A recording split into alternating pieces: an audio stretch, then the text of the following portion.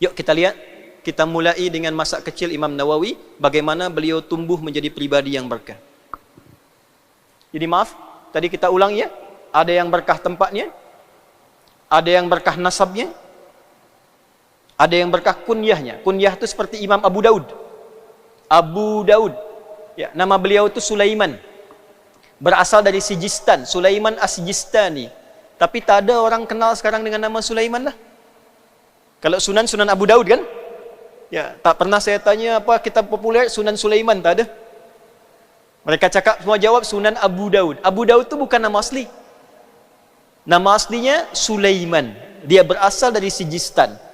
Namanya Sulaiman As-Sijistani. Tapi dikenal dengan kunyahnya bernama Abu Daud. Ya. Kenapa disebut dengan Abu Daud? Ya, kenapa disebut dengan Abu Daud? Ada salah satu versi, ya, satu version. Yang lainnya banyak kuat, tapi version ini juga menarik. Keterangan Ibnul Qayyim rahimahullahu ta'ala, beliau mengatakan Imam Abu Daud ini hafal dan ringan lisannya menaklukkan hadis. Imam, apa kualiti hadis ini? Ini sahih, ini dhaif, ini maudhu', ini mungkar. Ringan sekali cakap hadis. Mudah melunakkan hadis. Kalau ada dulu Nabi Daud mudah melunakkan besi, maka ini mudah melunakkan hadis dengan lisannya. Maka disebutlah dia dengan nama Abu Daud. Salah satu versionnya. Ya, jadi ada yang terkenal dengan apa? Dengan kunyahnya. Gelar yang melekat kepadanya. Nah, sekarang kita di mana nih? Ya, kalau disebut nama tuan puan yang dikenal apanya? Tanda keberkahan, cek di antara tiga itu. Kalaupun disebut diri, orang kenal baiknya. Coba, di antara kitab sahih selain Sahih Al-Bukhari, namanya apa? Sahih Muslim. Kalau Imam Muslim disebut dengan namanya, Muslim bin Hajjaj. Ya, ketika orang menyebut Imam Muslim, yang dikenal itu kitab sahihnya. Nah, sekarang kalau orang sebut nama tuan puan, yang dikenal apanya? Tuan Fulan, oh dia yang punya martabak. Ya. Puan Fulana, oh dia yang punya roti canai itu. Coba biasakan kita beramal yang saleh, sehingga ketika disebut nama kita, yang diberkahi oleh Allah amal salehnya. Si Fulan, oh iya, dia itu adalah jemaah yang sangat giat menunaikan solat subuh, dan posisi dia di kanan pojok sebelah sana tuh. Si Fulana, oh iya, dia tuh orang yang sering kali datang ke Masjid Salahuddin ini untuk tilawah Al-Quran. Disebutkan nama yang viralnya amal solehnya. Itu tanda kehidupan kita berkah di hadapan Allah. Itu maksud saya jelaskan tadi. Sekarang bagaimana Syekh Syaraf ini menyiapkan putranya Yahya supaya menjadi pribadi yang berkah dan imam melampaui masanya. Tuan puan rahimani rahimakumullah, Sayyid Syaraf ini bukan ulama, bukan ahli Quran, bukan ahli tafsir, tidak expert di bidang hadis, melainkan beliau seorang yang memiliki toko saja. Punya toko, pedagang lah. Ya. Jadi ayahnya Imam Nawawi ini seorang pedagang, punya toko sederhana, jual beli seperti itu. Tapi beliau punya dua keistimewaan yang melekat kepadanya. Ya, sebelum kita beranjak ke sana, saya ingin ingatkan. Jadi memiliki anak yang istimewa ini tidak harus selalu melihat kepada nasab ke atasnya. Belum tentu seorang tuan guru punya anak yang punya kemampuan seperti tuan gurunya, bila tidak disiapkan dengan baik. Tapi tuan pebisnis, pedagang kah, petani kah, tukang kebun kah, sepanjang kita memiliki niat seperti ayahnya Imam Nawawi menyiapkan anaknya, niscaya kita pun mendapatkan hal yang serupa. Tidak harus punya anak ulama itu harus menjadi ulama terlebih dahulu. Ya, bisa mengantarkan itu, tapi standar niatnya yang dibuat oleh Allah bukan nasab. Standarnya adalah keikhlasan dan kesungguhan untuk mewujudkan itu. Nah, jadi jangan puan simpulkan, saya bukan tuan guru lah, bukan seorang ustazah lah, tak mungkin anak saya bisa istimewa. Tak. Sejarah membuktikan Imam Nawawi yang kita bahas sekarang ni ternyata ayahnya, bapaknya itu seorang yang memiliki toko saja, pedagang biasa, tapi punya dua keistimewaan. Satu, beliau selalu memastikan semua yang dijual belikannya itu halal dan tidak membawa harta ke rumahnya kecuali halal harta itu. Harta yang halal.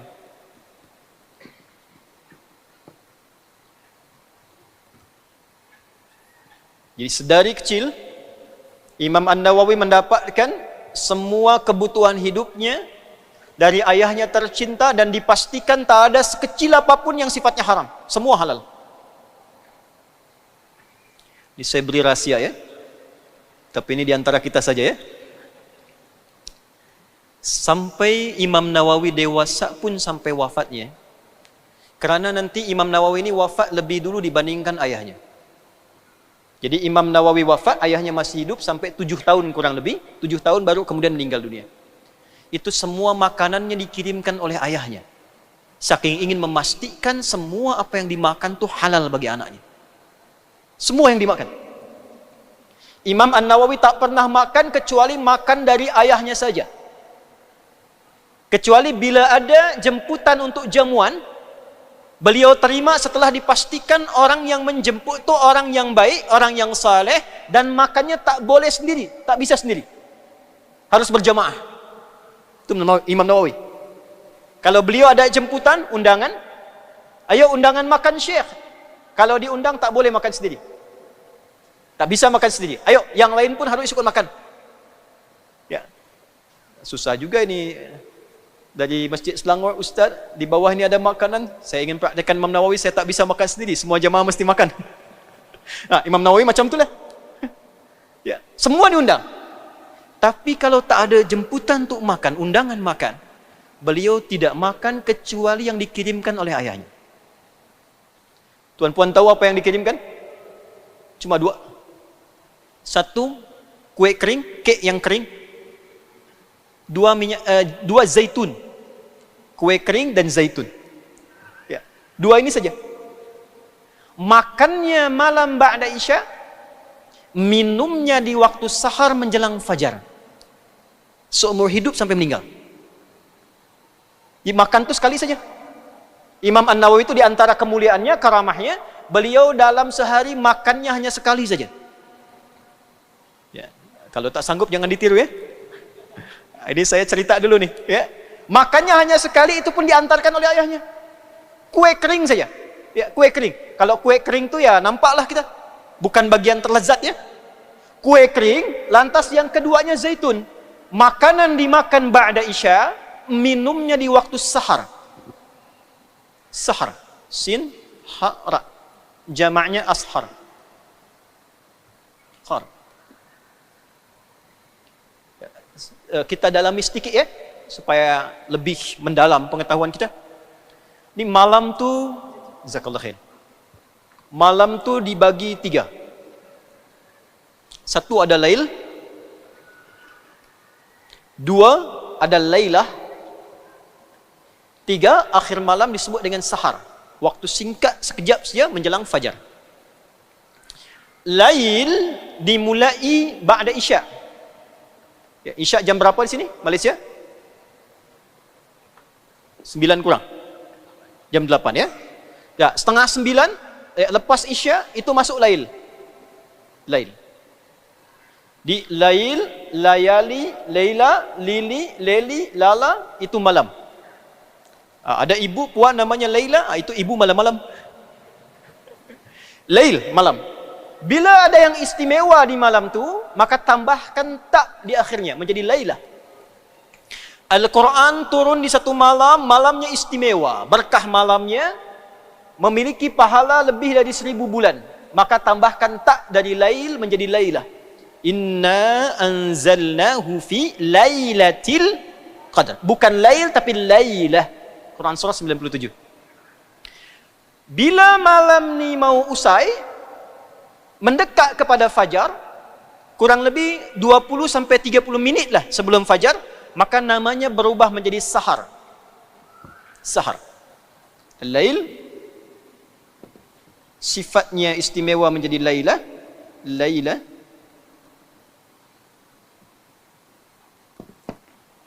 Waktu singkat sekejap menjelang fajar, ini ada fajar, berakhir malam itu dengan datangnya fajar, waktu singkat sekejapnya disebut dengan sahar.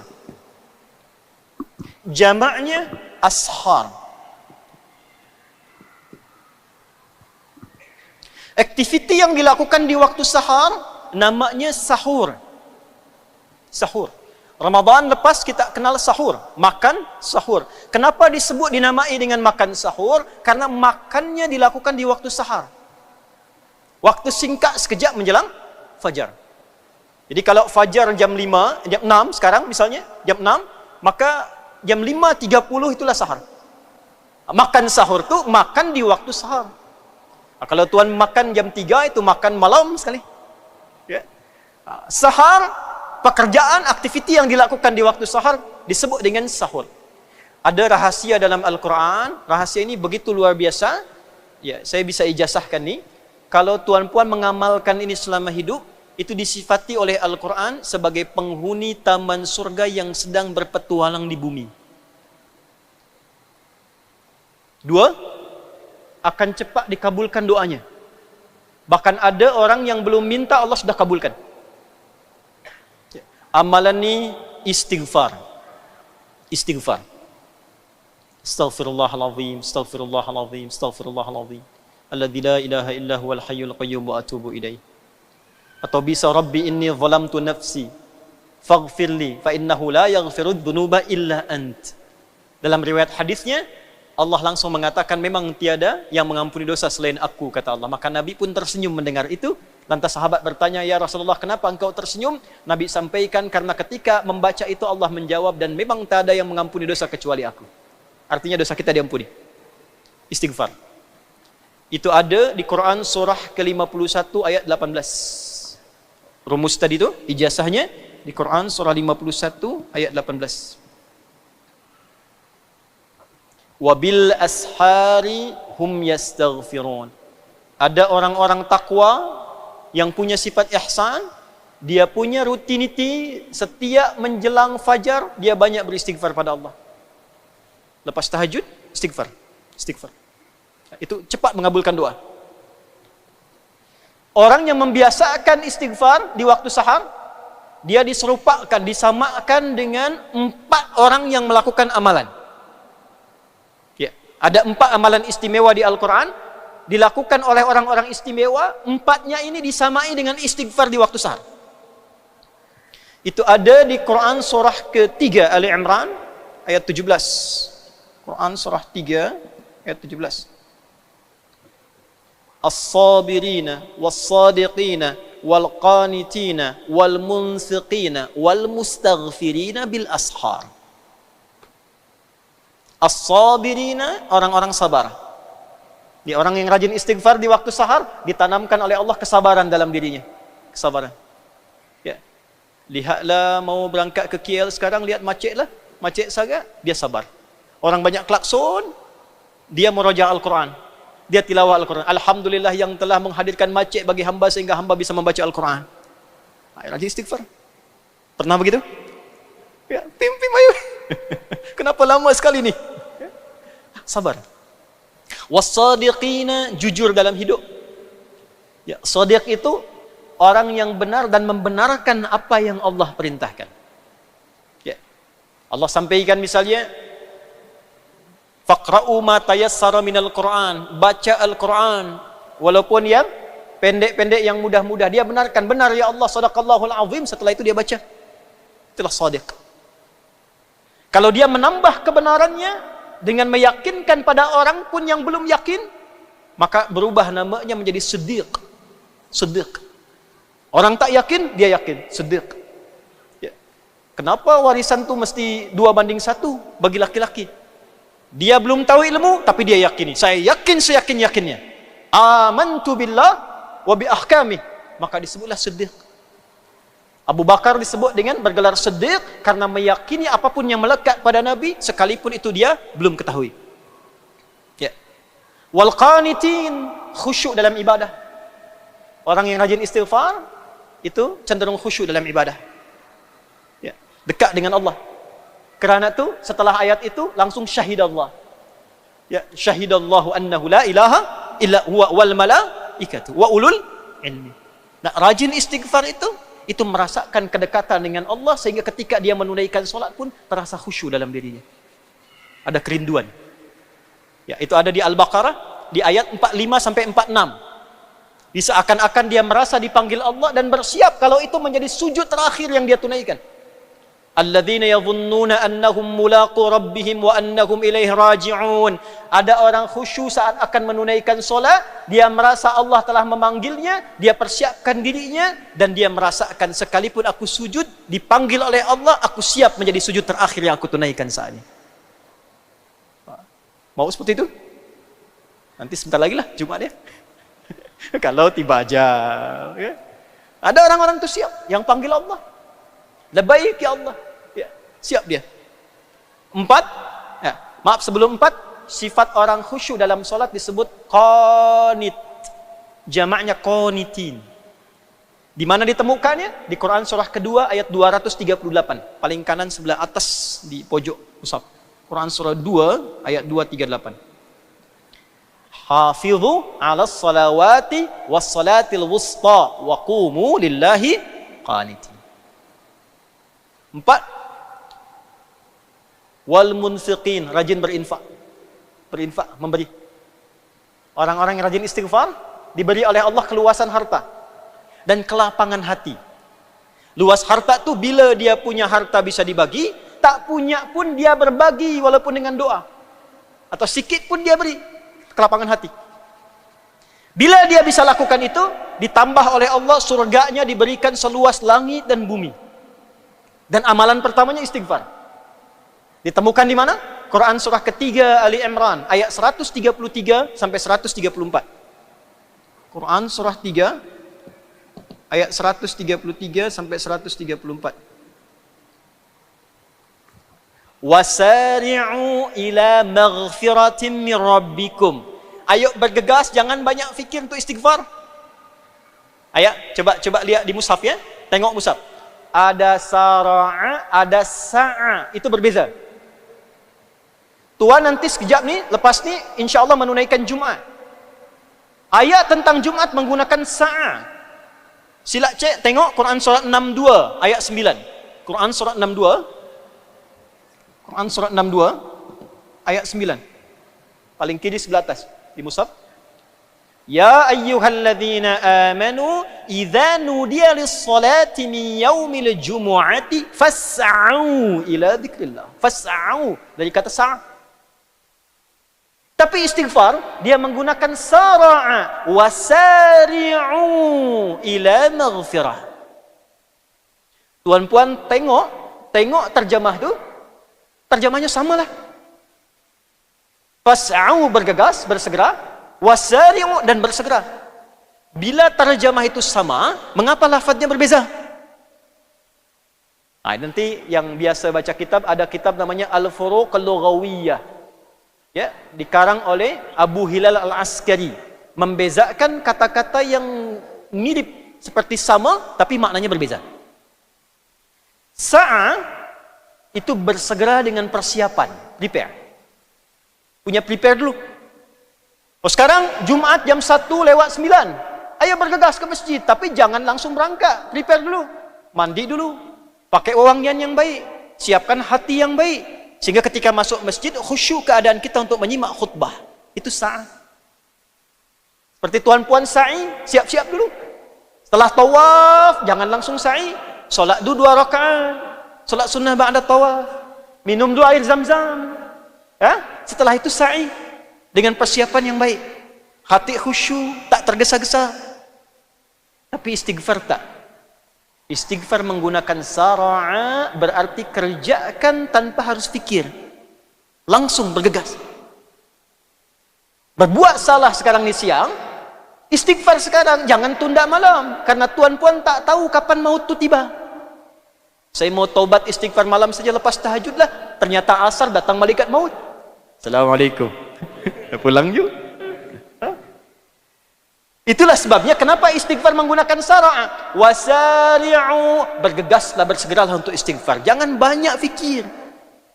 Banyak timbang-timbang tak. Lakukan. Merasa salah lisan, astaghfirullah, istighfar. Merasa salah pandang, astagfirullah. Nah, antara pandangan dengan lisan mengucap tak boleh ada ya yang tertinggal.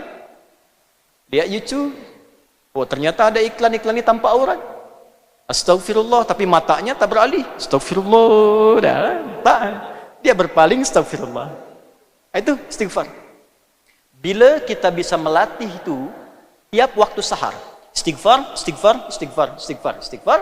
Ya, seperti tadi yang saya ajarkan, astagfirullahaladzim, ladzi la ilaha illa huwal hayyul qayyum wa atubu ilaih. Ya, atau Allahumma inni zalamtu nafsi faghfirli. Ya, fa innahu la yaghfiru dzunuba illa ant. Bacakan tu berlatih, Allah anugerahkan 4 hal di dunia, diberikan 1 hal istimewa di akhirat. 4 hal ini tanamkan kesabaran, diberikan kejujuran dan kemampuan untuk berperilaku jujur, benar. 3, khusyuk dalam ibadah. 4, dilapangkan harta dan hatinya di dunia. Ya. Di akhirat diberikan oleh Allah jalur ke surga melalui taman-taman surga. Tempatnya indah. Semoga kita digolongkan termasuk dalam golongan demikian. Ya. Nah, Imam Nawawi dibekali oleh ayahnya itu kue kering dan minyak zaitun tadi, dan zaitun, kue kering dan zaitun, tak disebutkan apakah minyak atau buah. Ya, kue kering dan zaitun yang dimakan dilakukan ba'da isya lail, minumnya dilakukan di waktu sahar. Minum istighfar, minum istighfar, makan lail, ba'da isya makan, menulis istirahat. Nanti bila masih ada masanya kita cerita bagaimana beliau belajar, membaca dan seterusnya. Kita urutkan. Saya tak ingin banyak bercerita. Kalau cerita, tuan-puan cukup baca kitab, selesai lah. Kita sedang bicara manhaj sekarang. Manhaj. Ayahnya memastikan anak beliau mesti makan dari yang halal saja. Saking ingin memastikannya, beliaulah yang terus membawakan makanannya sampai anaknya itu wafat. Sampai meninggal. Dilakukan selama hidupnya. Imam An-Nawawi meninggal, ayahnya masih hidup kurang lebih 7 tahun. Makannya Imam Nawawi malam ba'da isya, minumnya di waktu sahar dalam artian sahur. Jadi saya tanya pada Bapak Ibu, Tuan Puan, ya, Imam Nawawi ini kira-kira kalau siang makan tak? Minum tak? Berarti beliau puasa selama hidupnya. Ya. Tuh lihat, kalau berkah tuh makan sikit tapi ilmu banyak. Makan sikit tapi tenaga banyak, berkah tuh. Ya. Orang sekarang balik ya, cakap sikit makan banyak. Ya, ada yang cakap banyak makan banyak tu. Ini tak. Ya, makan sikit ilmu banyak. Dan kita dapatkan surat Ramadan. Cuma sikit saja makan sahur, sikit saja minum. Ya, air gula lah kita minum. Ya, saat buka tu, awal mulanya kan semua pengen tu. Buah naga tu, alpukat, avokado ke apa semua dikumpulkan, yang diminum cuma teh manis tu. Ya, air gula teguk saja selesai kan? Tapi bisa tarawih, bisa khatam Al-Quran, bisa kita banyak istighfar Ramadan. Sekarang kenapa Ramadan lepas makan banyak, ibadat sikit? Coba cek, bukan karena banyak sikitnya, coba lihat berkahnya. Ayah Imam Nawawi selalu memastikan anaknya tak boleh sentuh makanan kecuali makanan itu halal dia makan.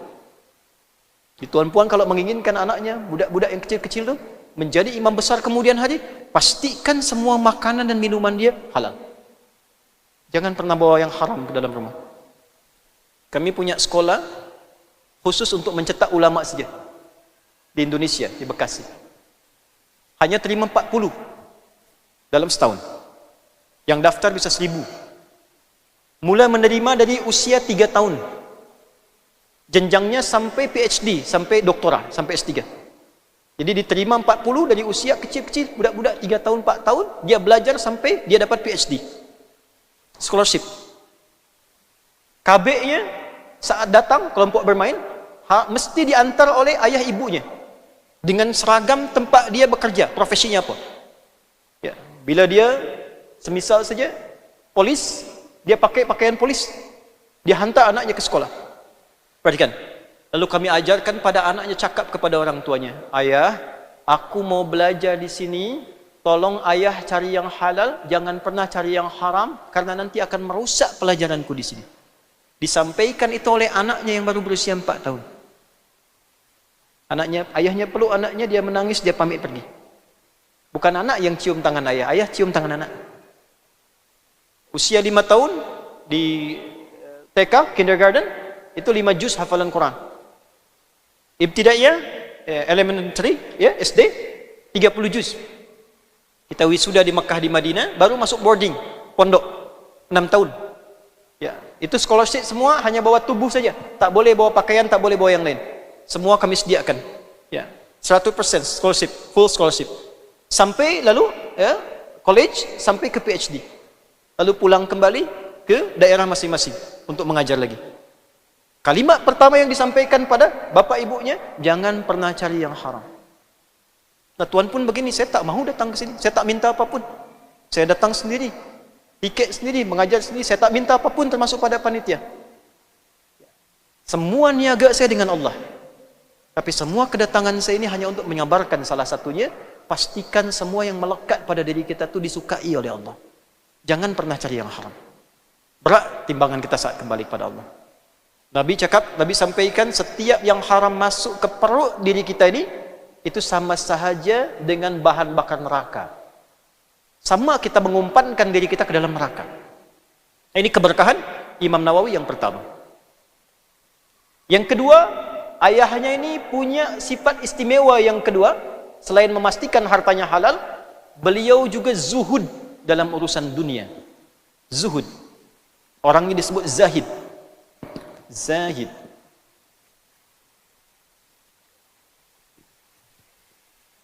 Zuhud itu bukan tinggalkan dunia, bukan. Tinggalkan dunia, lari ke gua saja, ke kahf, tak. Lari ke gunung-gunung, tak. Zuhud itu dalam arti secukupnya saja memenuhi kebutuhan dunia. Kalau haus itu artinya apa? Haus artinya apa? Ya, artinya butuh minum. Ya kan? Ya, artinya butuh apa? Minum. Bila adanya air putih ini saja, air bening, yang penting haus hilang, minum. Itulah zuhud. Tidak harus tuan pesan, mana avokadonya, mana buah naganya. Ya, saya pengen naganya yang dari China sanalah. Bila semua diinginkan, itu syahwat namanya. Tapi saat kita melihat sesuai kebutuhan, apa yang tubuh butuhkan, itu yang kita dapati, maka itulah zuhud namanya. Ya. Saya ingin berpakaian. Apa fungsi pakaian? Menutup aurat dengan baik. Melihat orang senang. Bukan ingin riak. Sepanjang kita penuhi kebutuhan pakaian sesuai dengan sifat kita yang membutuhkannya. Sifat membutuhkan. Janganlah pakai jas, pakai dasi, pergi ke tani, sawah, berkebun. Kan bukan sesuai sifat. Sesuai sifat kebutuhan kita dapatkan, zuhud. Tak semua yang kita tengok di mall itu pengen kita beli. Hah? Apakah salah membeli dengan harta yang halal? Tak salah. Tapi kalau tuan puan ingin memiliki sifat zuhud, maka yang pertama standarnya, batas standarnya adalah yang dibutuhkan oleh diri kita, itu yang kemudian kita persiapkan. Nah, ayah Imam An-Nawawi ini, Syekh Syaraf ini, melihat sifat zuhudnya sebagai timbangan di akhirat kelak. Hisab. Apa maknanya? Maaf ya. Maaf. Ya, mohon ampun nih saya tanya nih. Kita nih dihisab tak di akhirat? Hisab. Diri kita saja atau semua yang melekat pada diri kita? Semua. Artinya pakaian tuan puan, pakaian saya pun dihisab. Ya? Kereta tu dihisab. Kasut dihisab. Semua dihisab. Dari mana dapat? Kemana digunakan? Pulang dari sini, tengok lemari pakaian di rumah tu. Buka. Apa lemari bahasa Malaysia ini? Lemari ya? Buka lemari tu, tengok pakaian. Berapa banyak pakaian yang sudah digunakan untuk ibadah kepada Allah? Karena dihisab. Kerana tu, Syekh Syaraf membeli apapun timbangannya dihisab. Kenapa makan secukupnya? Bukan karena zuhudnya. Yang saya makan ini dihisab. Yang saya pakai ini dihisab. Tuan-puan bawa kereta banyak berjajar tu di luar masjid, tu dihisap. Berapa kali digunakan untuk mengantar tuan-puan ke masjid, ke majlis ilmu, mencari yang halal, itu dihisap. Berapa banyak tuan-puan membeli pakaian yang tuan-puan kumpulkan di lemari, itu dihisap. Sudah dipakai untuk sholat. Saya mencoba mengikuti itu, setiap dapat yang baru saya gunakan dulu sholat. Sehingga ketika dihisap, ya adi hidayat, dari mana engkau gunakan, kemana engkau pergunakan? Dari mana engkau dapatkan, ya Allah, engkau yang maha tahu, hamba dapatkan hadiah dari si fulan. Kemana engkau gunakan? Pakaiannya bicara, ya Allah, saya digunakan oleh hambamu adi hidayat untuk menunaikan salat sujud kepadamu. Adakah di antara perangkat hidup kita yang belum digunakan untuk ibadah? Kita dihisap. Dan ajal kita kapan saja ditetapkan oleh Allah, kita pulang. Fa idza jaa ajaluhum la yastakhiruna sa'ata wa la yastaqdimun. Bila tiba masanya kita pulang. Tak bisa maju, tak bisa mundur. Saat pulang itu, ini timbangan pertama. Ini kita belajar manhaj. Nah, bila hidup ini sudah begini, semua kerana Allah, makan kerana Allah, yakin akan dihisab, itulah ihsan. Bila kita punya dua sifat ini saja, memastikan yang halal, zuhud dalam urusan dunia, maka berkah mengalir pada keluarga kita, sekalipun kita bukan tuan guru, bukan ulama, bukan ahli ilmu. Ayahnya bukan tuan guru, tapi anaknya menjadi imam dari semua tuan guru. Dan melampaui masanya. Ya. Jelas sampai sini? Paham ke? Bila sudah paham, kita tutuplah. Satu. Ini kita baru mengaji 0,5% saja, belum selesai kita. Ya. Baru mukaddimah, kita belum mulai ini. Dua. Ya, jadi bila ingin belajar tentang Imam Nawawi, yang pertama, pastikan semua yang dimakan, semua kebutuhan hidup itu halal menurut Allah dan dikonsumsi sesuai kebutuhan kita. Ya, yang pelajar-pelajar ni ya, yang di university, di pondok-pondok ni, pastikan makanan halal. Ya. Disesuaikan sesuai kebutuhan tubuh, jangan terlalu banyak makan. Minum cukup kan, supaya ilmunya yang banyak. Ya. Yuk kita teruskan. Dua.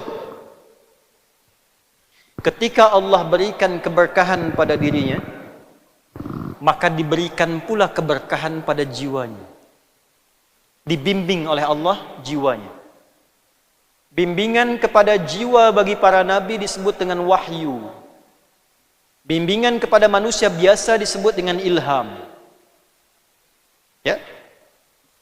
Bimbingan kepada para nabi rasul disebut dengan apa? Wahyu. Manusia biasa disebut dengan apa? Ilham. Maka dibimbinglah beliau ini, Syekh Syaraf ini, ya, dengan keadaannya yang luar biasa, sifat zuhudnya, dibimbing oleh Allah untuk memberikan nama pada anaknya yang terlahir ini dengan nama Yahya. Nama penting, Yahya. Boleh tulis, kita pakai dalil ya. Ya, saya senang Quran, hadis, jadi tak lepas dari dua tu. Ya, Quran, hadis. Nama. Di Quran kita ambil tengok satu, tadi banyak tuan, sekarang kita contohkan puan yang perempuan. Quran surah ke-3 Ali Imran ayat ke-36. Quran surah 3 Ali Imran ayat 36. Sebelah kiri ya, tangan. Nanti kalau ada masa saya datang lagi sini, bolehlah bikin daurah khusus Quran ya. Cara menghafal Quran cepat gitu ya. Supaya nanti bisa belajar, nanti bila ada masa saya pun bawa buku tu bisa dibagi. Karena kami tak jual, kami hanya bagi wakaf ya, cetak. Beza kalau yang lain jangan disamakan karena nanti ada sifat-sifat yang berbeza. Nanti satu masa ada waktu kami ke sini lagi. Nah, boleh nanti yang pondok-pondok bisa datang, nanti saya bawa budak-budak kami yang kecil-kecil tu, anak-anak, supaya kita share cara menghafal Quran. Insya-Allah. Quran surah 3 Ali Imran ayat 36, paling kiri di pertengahan. Ada? فَلَمَّا وَضَعَتْهَا قَالَتْ رَبِّ إِنِّي وَضَعْتُهَا أُنْثَى. Ada? وَاللَّهُ أَعْلَمُ بِمَا وَضَعَتْ وَلَيْسَ الذَّكَرُ كَالْأُنْثَى وَإِنِّي سَمَّيْتُهَا مَرْيَمَ. Lihat kalimatnya, وَإِنِّي سَمَّيْتُهَا Maryam. Ini. Lalu aku beri nama anak itu dengan nama Maryam. Ketika Hannah mulai melahirkan, ternyata yang terlahir itu perempuan. Dia harap-harap laki-laki, ternyata yang terlahir perempuan. Karena memang anak itu di antara hak prerogatifnya Allah Subhanahu wa taala. Ya, wa ya'lamu ma fil arham. Itu ada di Quran surah ke-31 Luqman di ayat 34. Ada 5 hak prerogatif Allah yang tak boleh siapapun tahu dari makhluk, termasuk malaikat. Tak boleh tahu. Ya, innallaha 'indahu 'ilmus sa'ah, tentang kiamat, kapan terjadi kiamat. Ya, jadi kalau ada orang cakap sekarang kiamat akan terjadi tahun sekian, tanggal sekian, itu hoax lah. Pernah di Indonesia ada berita, warta menyebar, kiamat akan terjadi tanggal 9, bulan 9, tahun 1999. Saya sedang di Garut waktu itu. Sebagian toko-toko tutuplah dengan hoax itu. Ternyata tak terjadi. Orang itu cakap diundur tahun 2012. Tanggal 12, bulan 12, tahun 2012. Ternyata tak terjadi pula. Ya, innallaha 'indahu 'ilmus sa'ah. Kiamat. Waktu tepatnya kapan? Jam berapa? Detik berapa? Menit berapa? Wa yunazzilul ghaits, kepastian cuaca. Karena itu sekarang adanya perakiraan, bukan kepastian. Kita lihat-lihat mendung awannya ternyata tak hujan. Ya. Wa ya'lamu ma fil arham, dan semua proses yang terjadi di dalam rahim. Ya, tentang qadanya, rizkinya, keadaan dirinya dan sebagainya, sampai kemudian dia terlahir. Kemarin nampak di Indonesia USG-nya laki-laki ternyata lahir perempuan. Ya, bisa terjadi. Wa ma tadri nafsum madza taksibu ghada, akan terjadi kemudian. Lepasnya apa yang terjadi nanti? Kita tak tahu. Wa ma tadri nafsum bi ayyi ardin tamut, dan di mana engkau akan meninggal. Allahu a'lam. Tuan-puan tinggal di Malaysia, di Selangor, ternyata mungkin bisa wafat di Mekah, bisa wafat di Jakarta. Karena itu ulama mengatakan, dimanapun beraktivitas terfikir berbuat yang salah maksiat, bayangkan akan wafat. Itu akan menjaga kita tetap baik dalam setiap keadaan. Ya.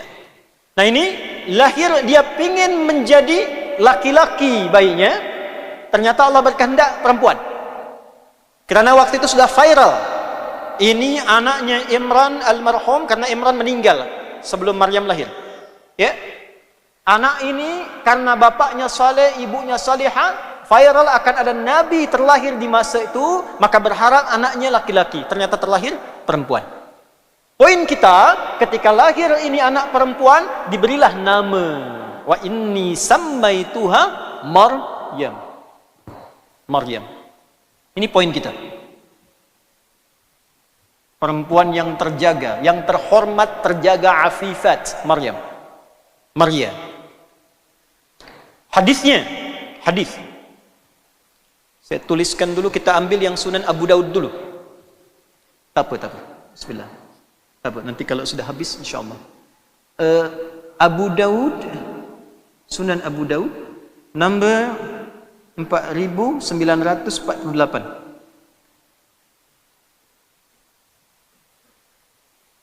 Imam Abu Daud tak pernah jumpa Nabi. Dia terima hadis ini dari Amr bin Aun. Amr bin Aun menerima hadis ini dari Musaddad. Musaddad menerima hadis ini dari Hushaim. Hushaim mendapatkan hadis ini dari Daud bin Amr.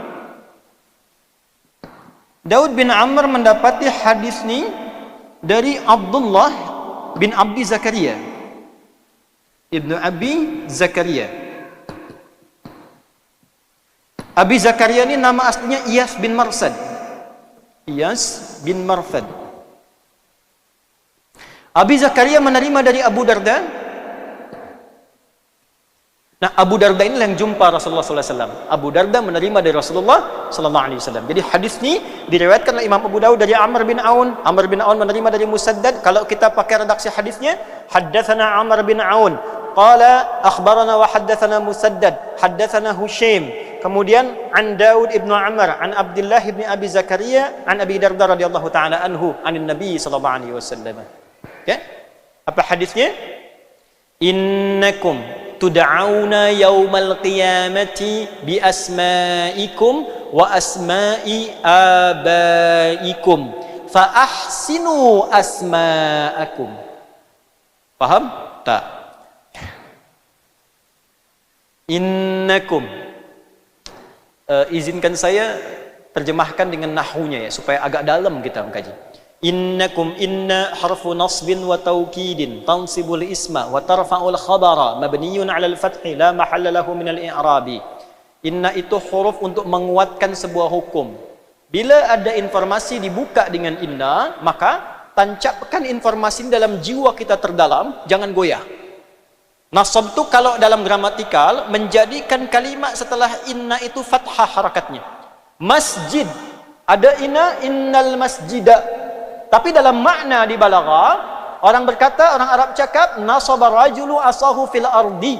Seseorang menancapkan tongkatnya di bumi dengan kokoh, tak goyah dia. Maksudnya apa? Bila ada kalimat dibuka dengan inna, tancapkan informasi dalam hati, dalam jiwa kita, jangan goyah.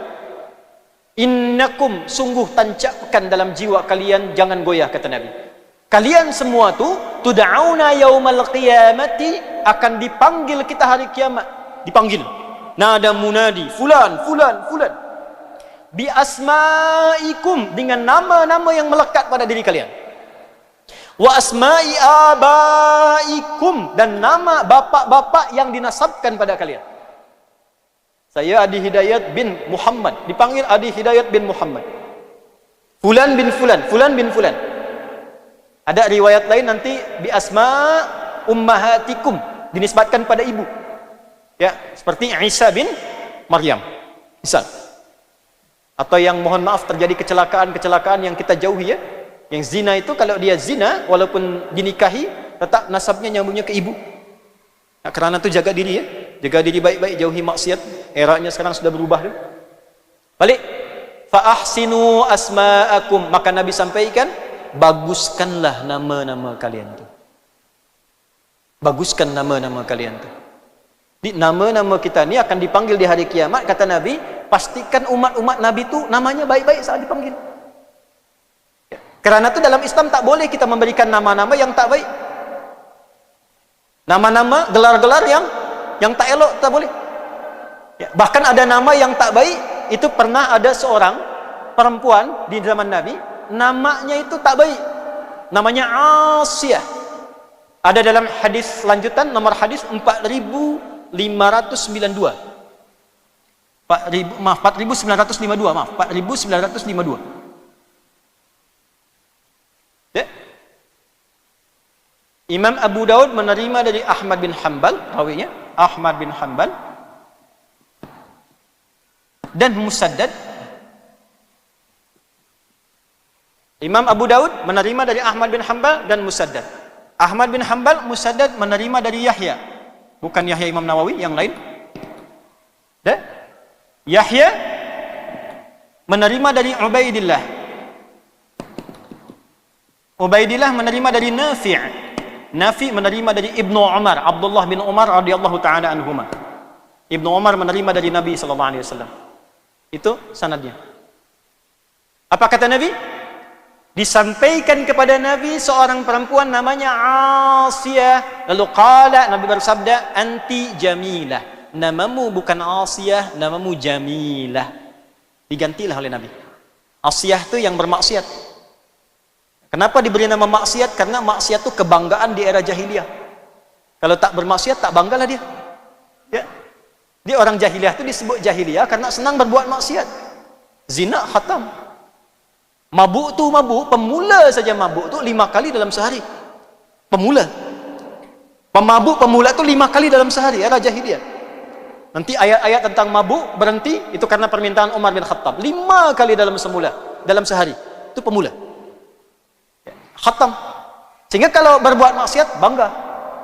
Nah, lahir perempuan ni, tumbuh dewasa, diberi nama Asiyah, yang berbuat maksiat. Maka dihadapkan pada Nabi setelah masuk Islam, Nabi mengganti namanya dari Asiyah menjadi Jamilah. Ya, itu dikonfirmasi oleh Imam Al-Bukhari. Di Imam Al-Bukhari nomor hadis 6178. Di Al-Bukhari nomor hadis 6178. Dengan rawi yang sama.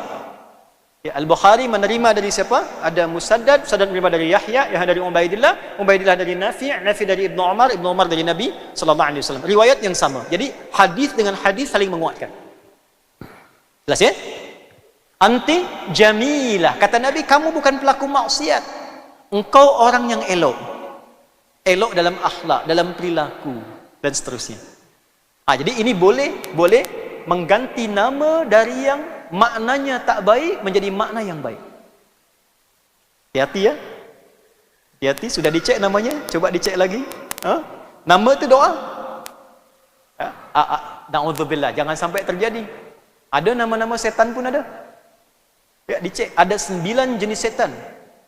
Nanti mungkin kalau tiba masa datang lagi sini, visit ya, kita bolehlah belajar fikih setan. Belum pernah dibincangkan ya? Belum pernah ada tuh. Ya. Padahal mesti kita belajar. Kalau kita tahu jalan yang lapang saja, jalan yang bagus saja, tak pernah tahu di mana ada yang jalan tak baiknya, terpelesetlah kita. Kalau kita menghafal malaikat 10, bagus. Tapi tak pernah tahu setan, bahaya. Mesti tahu. Di dalam Al-Quran, syaitan disebutkan sama banyaknya dengan malaikat. Malaikat 88 kali, syaitan 88 kali. Malaikat mensupport takwa, syaitan memprovok nafsu. Ya, nafsu dan takwa itu pasangan nafsu dengan takwa dengan makna yang sama disebutkan sama 115 kali. Jadi kalau ada masa nanti kita bisa belajar itu, kenali itu. Di antara nama-namanya banyaklah. Misal masjid itu tidak luput dari setan, ada setannya. Namanya Khanzab. Khanzab. Dia akan menggoda orang yang akan sholat. Jadi kalau tuan nanti, puan mau sholat, dibiarkanlah sama dia, fokuslah kita. Fokus. Tapi setelah kita bertakbir di Abu Daud, fayaqulu syaitanu, Nabi katakan, maka setan mulai bertugas dia. Ya, uzkur kada, ingat ni, perkara-perkara mana saja yang tak boleh kita ingat, tak mau kita ingat, itu tiba-tiba ingat kita semua. Di mana tadi saya taruh kasut dia? Mobil ni bagaimana nih? Jemuran belum diangkat dah. Itu muncul semua tuh. Yang tak ingin kita ingat, dia nampak, dia ingat. Hatta la yash'ural musalli kam raka'atan yusalli, sampai nanti ada kata Nabi orang solat, dia tak menyadari berapa rakaat dia sedang menunaikan solatnya. Tak ingat dia. Subuh tu 2 rakaat bisa jadi 3 lah. Ini syaitan yang bertugas, Khanzab. Di masjid dia plus menggoda pengurus masjid. Nah, itu Khanzab. Setan rumah. Namanya Dasim. Setan rumah. Bila masuk satu ruangan, ucapkan Assalamualaikum. Maka dia akan berkata, dia cakap pada kawannya, tu kawannya. Dia bawa kawan lah. Atau tuan puan dari mana? Dari mall kah? Dari mall, pulang ke rumah itu ada setan mall. Ibu ada setan mall itu. Itu yang membuat senang, lihat-lihat sesuatu sampai lupa. Ya, tak beli, kebawa ke rumah, bincang dengan suami. Ya, Dedi tadi tu banyak, bagus sekali tas tadi, ya. Di mall tadi tu. Ala Umi ini sudah banyak tas tu bagus-bagus, kan kita dihisap. Oh iya Dedi ya.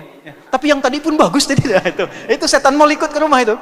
Maka saat masuk rumah kata Nabi, ucapkan salam, Assalamualaikum. Maka setan yang di rumah tu cakap pada kawan yang datang tadi, tak ada tempat untuk kita menetap di sini. Bila anda tak ucapkan Assalamualaikum, dia berkata pada kawannya, kita punya tempat menetap di sini. Ini tempat duduk kita. Itu yang membuat tuan puan kalau pagi tak ada masalah. Ibu pagi ke dapur biasalah. Ke ruang tengah biasa. Kenapa malam-malam jadi takut? Ya? Mau ke kamar mandi, ke toilet takut. Mau wuduk takut. Ya? Itulah syaitan menggoda. Namanya Dasim. Saya ajarkan pada anak-anak sejak dia budak sejak kecil. Anak saya pertama sejak dia usia 3 tahun, namanya Muhammad Hamilul Quran. Pernah pula sini datang 6 tahun lepas. Saya katakan, nak, ada syaitan namanya Dasim. Dia menunggui kamar-kamar ruang. Kalau masuk ucapkan Assalamualaikum, dia pergi. Kalau tak ucapkan nanti kakak diganggu. Dia langsung praktekkan, dia masuk kamar tu, dia masuk bilik, dia ucap Assalamualaikum Dasim. Dia sebutlah namanya tu. Ini ya. Ini